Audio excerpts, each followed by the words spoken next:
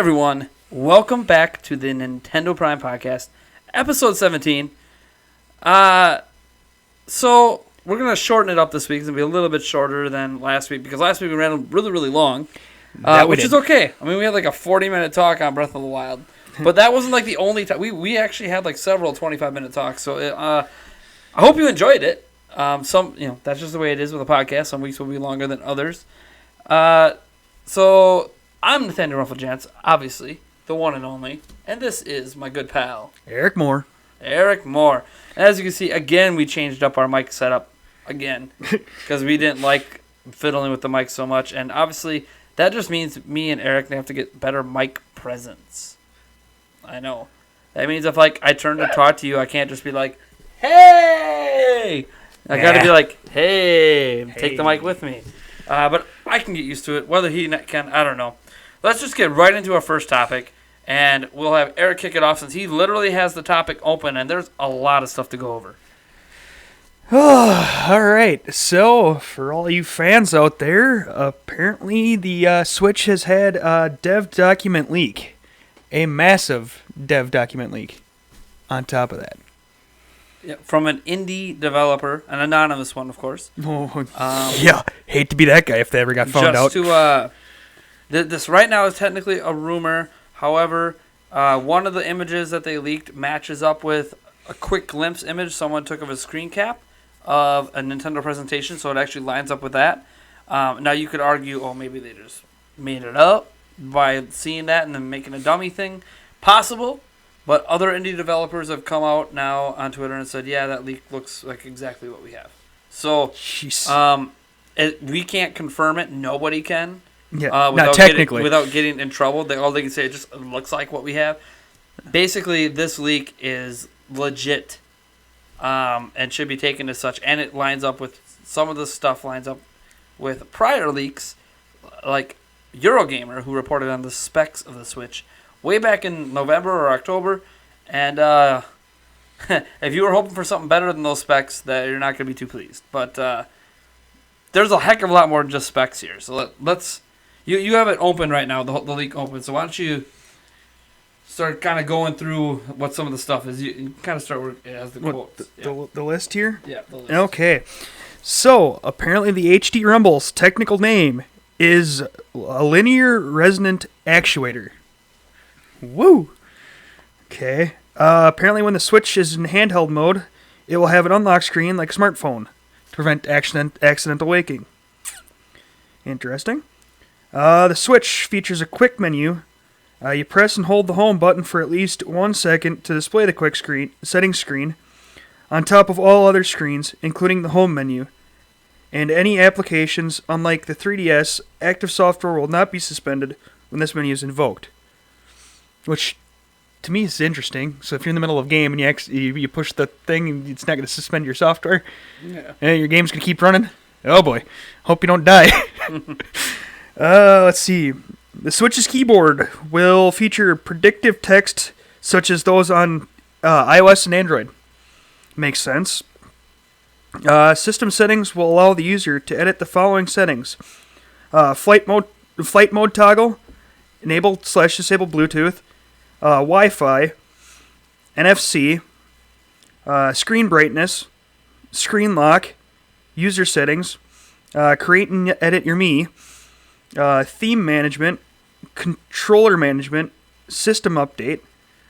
The Miis will have more options for hair, eyebrows, eyes, facial hair, glasses, mouth, and skin. Miis will not store the creator's name, their favorites, and their birthday anymore. Anyone can edit Mii characters. Interesting. Developers can create and sell season passes for their games. That could be interesting. This document confirms that a 1X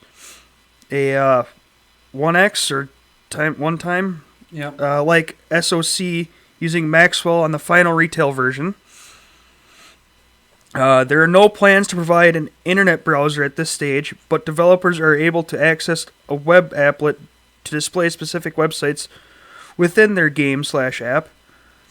A maximum of 8 users can be registered on a system. Friend requests and game invites can be sent from the console. Interesting. Okay. A friend presence is a feature that uses the internet to convey information in real time about the online status of friends and the applications they are playing. Among possibilities, we see this being used in the application to check whether friends are in the joinable state and to use the friends list system feature screen to show what applications friends are playing. Nintendo account can be linked to multiple switches, but save data is not automatically synchronized. Interesting. There are 2 dev kits, the SDev and the eDev. The SDev has built-in ports, no built-in battery, and the eDev resembles the retail product exactly, but is black color. Game cards come in 1 gig, 2 gig, 4 gig, 8 gig, 16 gig, or 32 gig variations. And then Nintendo's expanding its online network and offers a library called Network Extension. Okay, so now we get into matchmaking. This feature matches players for multiplayer games. It can be used to bring players together based on matching criteria from among unspecified numbers of users, or to create groups among friends only.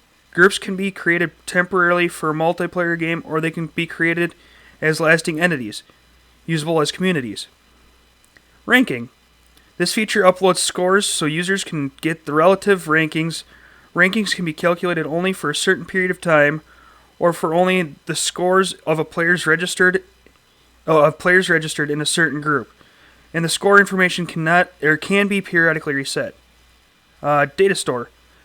This is a network storage feature. Any data can be optionally saved to the game server. This saved data can be tagged, searched, and appended with ratings and the like. Subscriber.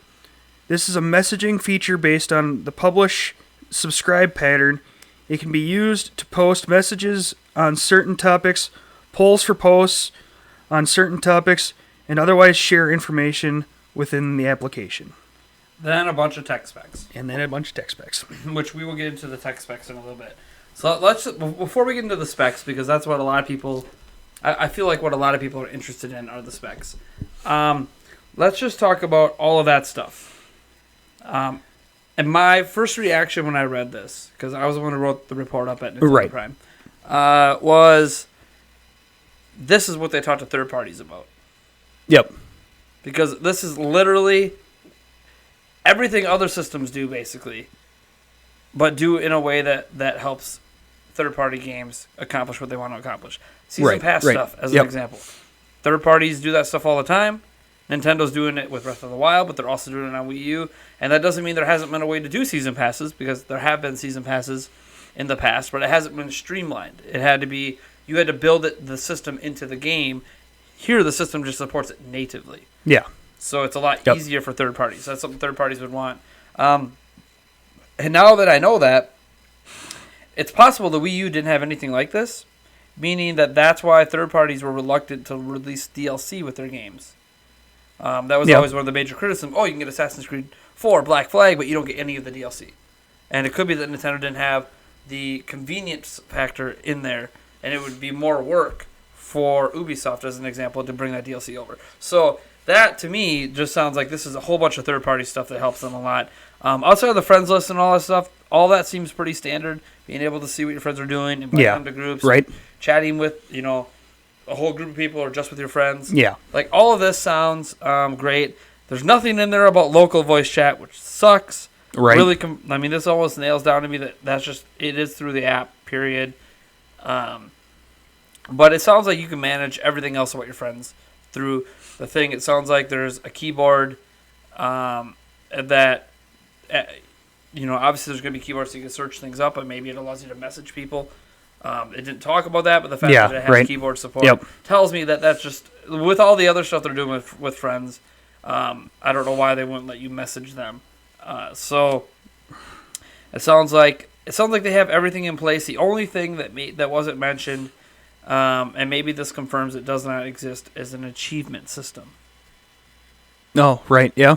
Yeah, you're right. It did mention a way to like track rankings, which is good if they want to take advantage of that, but it doesn't sound like anything like achievements. Now, maybe rankings is achievements, and it's a new thing. Right, yeah. Just a different way of rebranding it. It's just like, they have that technical name for what Joy-Cons are called. Yeah, at the development level, actuators or whatever. Like, that's cool. It sounds cool. I mean, maybe it probably has more to do with the actual tech inside of it. Right, yeah. But, yeah, because the big thing about this leak is everything at the time is called NX in all the documents. Okay? Yep. So, that means that this was a document that existed before the current units, whatever, if they sent a new version of the dev units out. So it is from an older dev unit, but that does not mean that it's not a retail dev unit. So, take that into consideration, that it's potential that some things may have changed. Chances are much of it didn't, because this is probably from late last year. Is there anything in there that you're surprised by? Going through all that list. God, not really. No, most of it all makes sense. It's pretty standard. And that's the big thing here. It's standard. Like, to me, when I said, this is what third parties will want, there's one thing in there that made me very excited, and that was that one account, multiple systems. Except for the save data. But save that's because data. they're not storing it in the cloud. Right. So, I mean, that makes sense. Other systems, like on Xbox, you can sync it to the cloud, and then you can carry it. Yeah. But, like, maybe Nintendo's not doing that, but to me, that's not really a big deal. The big deal is being able to, one account, multiple systems. So I don't have to, like, create a new thing every time. And we don't even know. I mean, maybe save files can be saved to the carts, so then you can bring the carts to the new system as well. So say, like, I'm live streaming, and you want to live stream off my save file, and I need to take my Switch with me for some reason. You could just take my cart and maybe use my account. Yeah, to do that's it. true. Yep. And I even actually thought about that. We're live streaming Breath of the Wild that launch week. Yeah. It's kind of a little preview of some thoughts I have percolating for that stream. Oh boy. Everybody run and take cover. No, Nate's thinking. I'll stream, and then what we can do is we can make an extra long stream where I stream for a little while, and then I stop, and all you literally have to do to keep streaming if you're at my house is just plug your Switch in. Oh, yeah. Which, Definitely. very convenient, by the way. Oh, yeah, definitely. And then you could play, and then everyone can see all the different ways you're tackling the game. Because, one, it keeps the stream going longer. Two, it lets me sleep at some point. There is that. It depends on how long the stream's going to be, and work schedules and everything. Anyways, plus it gives you guys, the viewers, two different perspectives, two different players, tackling things in different ways. Or finding out how many different ways they can die. Well, that's going to happen, too. So the one account multiple systems thing is something that basically confirms that it's a universal account system. Right. Now, the last thing we need to have confirmed is that digital purchases are tied to the account rather than the system. That's how they Wii U and 3DS purchases are tied to the system. Not the account. Yeah. So the fact that it's one that they didn't say they basically said you could play your games, you just might not have the save data, which tells me it's tied to your account, which is a big deal. It means you can go off and sell your Switch and then buy a new one, 2 years from now, and all the digital purchases you had are still there. Mm-hmm.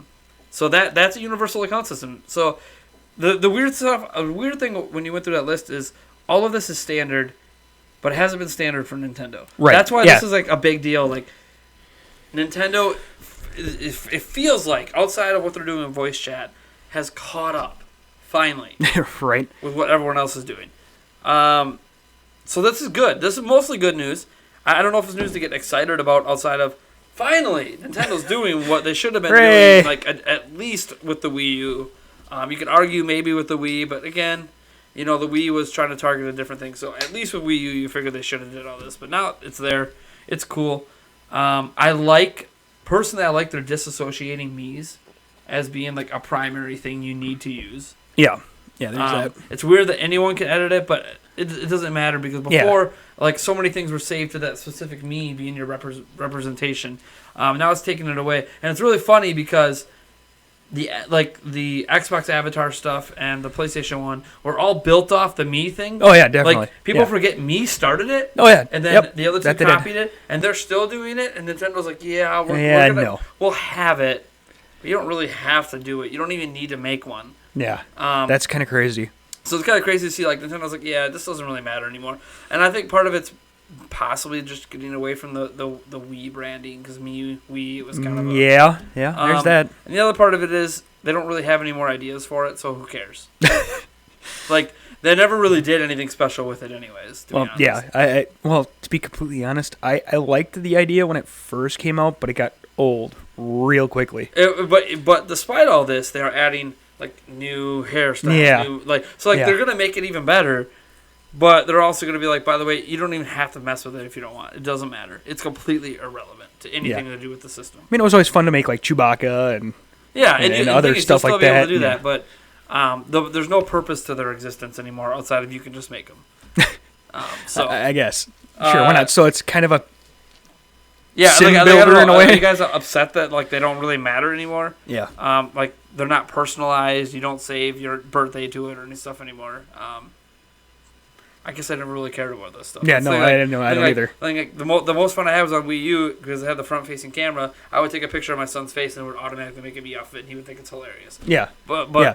I mean, or you could turn them into the... Is that why I bought the Wii U? Yeah, right, yeah. No, so, like, it doesn't really matter. That you lose a little personal taste there, but it does... What matters is the screen name of your Nintendo Network ID or whatever. Because I'm assuming that's what will be displayed. So why don't we... Since there really isn't anything interesting to talk about, because it's literally just... Here's a bunch of stuff other people are doing. We're doing it now, too. And a lot of it sounds very tailored to this is what third parties wanted them to do. And they're like, okay. Finally. Let's do it. Like, I don't know why they haven't been doing this the whole time. Let's get into the tech specs. And specs? Here, you open it up. I'll read it off. Because this gets pretty technical. We're going to focus on the things that are easier to talk about. Because there's a lot going on with the Switch. A lot of little technical details in there. And some of this sounds not so bad until we get into the but. Because there's like, here's what the specs are, but here's what's available to use. So you're saying it's a big butt? It gets a little crazy. Oh, it's not letting you. I'll just zoom in. All right, so the CPU, this literally matches exactly what Eurogamer said. It is a 4-core ARM Cortex A57 with a max of 2 gigahertz with 2 megabytes of cache, 64-bit. The GPU is a second-generation Maxwell architecture with 256 CUDA cores, maximum of 1 gigahertz, at 1,024 flops per cycle, 16 pixels per cycle, 14.4 pixels fill, etc., etc.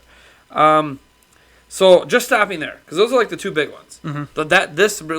This plus RAM, although RAM's not as important, kind of determines what the system can do. So the quad-core CPU isn't that bad for gaming, even at 2 gigahertz. Yeah, it's a little underclocked, but it's not to the point where you would think games are CPU limited. Right. However, it is a mobile CPU, which that's not a surprise. Yeah. But here's the kicker to that. Oh gosh. Only 3 cores are available to use for games. Okay, that means so one core is left full for the cores OS. for the OS. Jeez. And the clock count hasn't been fully determined on those 3 cores. So that's a problem. Many games use all 4 cores. Yeah, I would say so. And now they're literally taking a whole core away and being like, not only are you on a mobile GPU or on a mobile CPU, you can only use 3 of the cores in that CPU. So it's already less than what a normal CPU is, and then you're going to take one of the cores away. And these are physical cores, by the way. It would be a totally different story if this was like a mobile GPU with hyper-threading. Yeah. Because then you can take one core, split it in 2, and you have virtual cores. Yeah, That's not possible with this processor. It'll be interesting to see what this translates to in games. Obviously, in Breath of the Wild, that doesn't push the system. That's not a good way to measure it because it's a Wii U game. Yeah. So part of me wants to say this is really bad. Like this doesn't sound good, but I don't know because GPUs are becoming more what drives games now than CPUs. So it's possible this might not matter as much. But still, it is significantly less than some phones. It does make you raise an eyebrow, at least. And again, that matches exactly what Eurogamer said, except we didn't know about the 3 cores. So with the GPU, the functionality says TBD, because we don't know how much of the GPU is reserved for the OS, if any. So this confirms that it's a Tegra X1, not an X2 like some people were hoping, an X1, which is old technology from 2015 and earlier. And it is a second generation, so it's not the first generation of X1s, it's the second generation. But it's, ultimately, if it hits 1 teraflop, that's really what matters. If it hits 1 teraflop. That's it says that it has, basically 1.024 flops per cycle.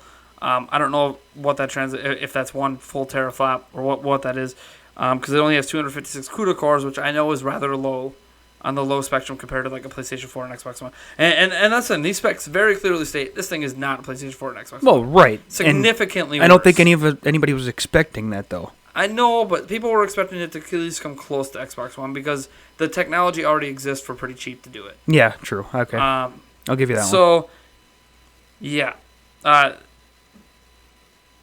Anyways, we have a topic coming up that actually makes it sound very weird. I'm still hopeful it can hit 1 teraflop.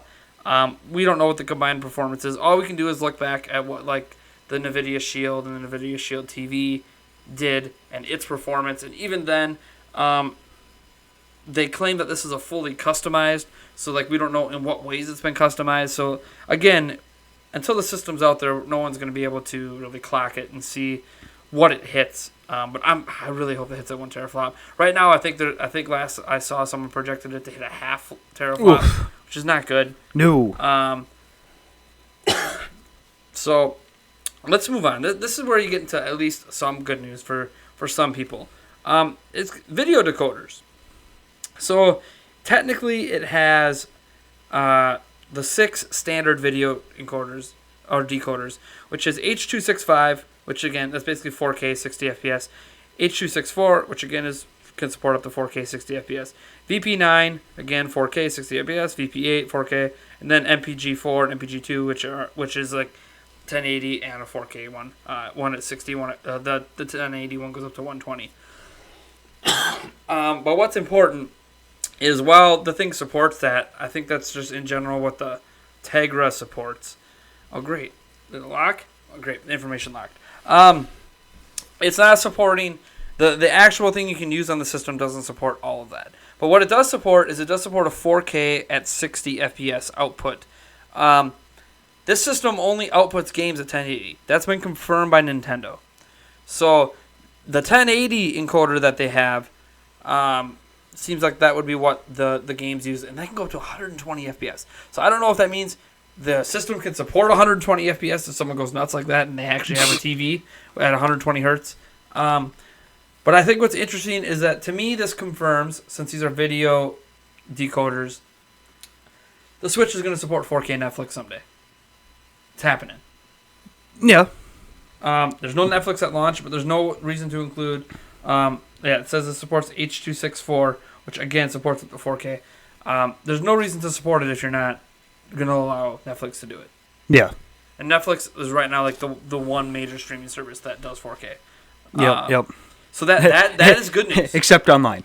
So I mean that is good news. Yeah. It is good news because outside of the PlayStation 4 Pro now might support 4K Netflix, but the PlayStation 4 does not and the Xbox One does not. So it is an advantage it has over the base PlayStation 4 and Xbox One that you'll be able to use streaming services at 4K if they support it. It's got 4 gigabytes of memory, 25.6 gigabytes per second. And it says available, 3.25 gigabytes of that will be available for games, which is that's actually a decent amount. So yeah. We got 0.75, that's for the OS and background stuff. Right. So 3.25, not super fantastic, but on home consoles, this is the key to remember. On home consoles, RAM is not as important. Even on PCs, I know they say, 8 gigs is minimum. That's because of all the other things that PCs have going on. You need, Right, yeah. Like, the games themselves are really only using half of it. Yeah. So... It's just they have to count for everything else that's going on. All the multitasking people might be doing, the operating and so, system. I mean, with home consoles, there's not anywhere near as much going on. Yep. So this just reconfirms the system memory. The nice thing about this is we finally get a transfer rate for system memory, 400 megabytes per second. That is on par with like SSD kind of stuff. So that's about what people expected. I mean, it's flash memory. It's going to be fast as heck. And it notes here that its use is to use as a location for saving saved data. It also says you can use it to install applications. So it seems like what they want you to do is buy carts and then you just save your data to locally in the system. As we talked about before, save data isn't transferred system to system. It's not stored in the cloud. It's local. Yeah. So I guess that's fine. And that means that they expect people to get SD cards and then it just goes back over the SD cards they support. And the support for it was disabled for the devs, but whatever. It's a dev unit. Yeah, they don't actually need. Yeah, they don't need to worry about SD card support at a development level.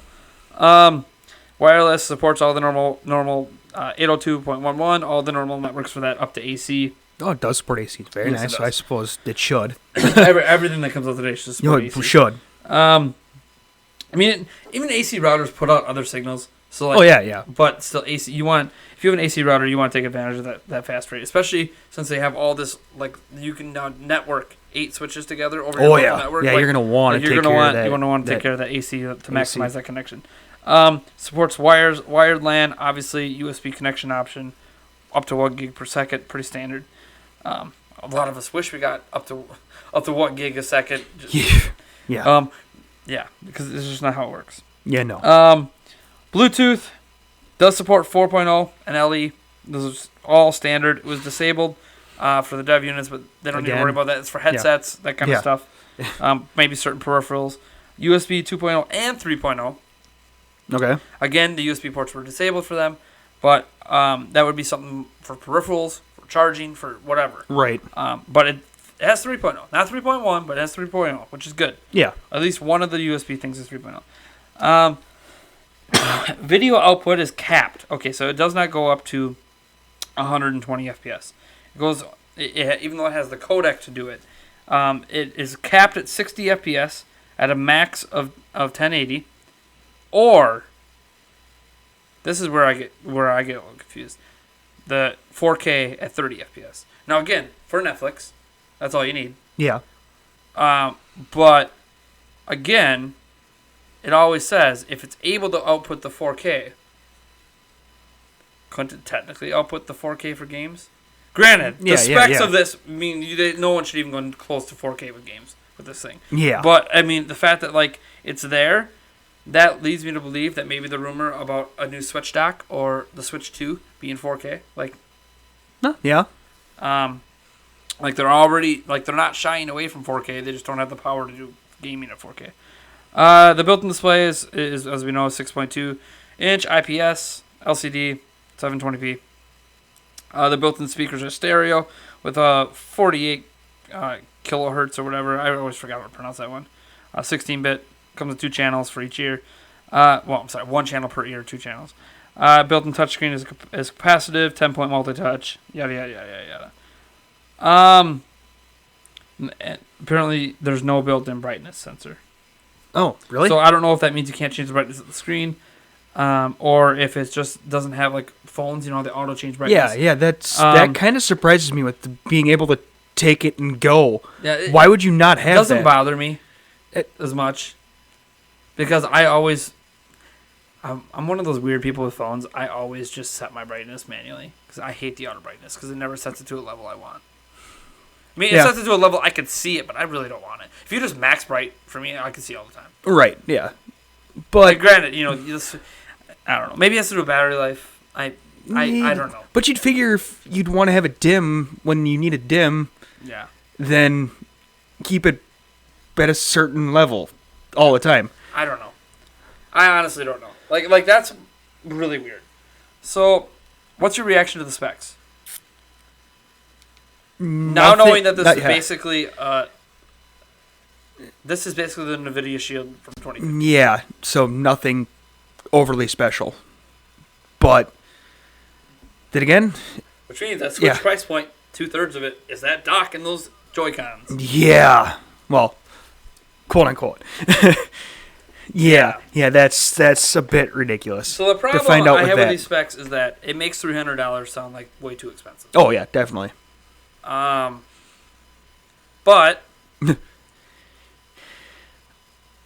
I mean, it's one of those that we don't really buy systems for specs, right? I mean, some do. Like, I built a really nice computer. It's got nice specs. That's great. But that's when they buy gaming consoles, you buy them to play games. So like the games ultimately matter. Like we're getting it because of Breath of the Wild, or 1-2 Switch, or Mario Kart 8 Deluxe, or Super Mario Odyssey. Like all these games we know are coming. We're getting it for the games. But man, to listen to third parties on all this stuff that they want, but then not potentially give them the specs they need to release the games they want.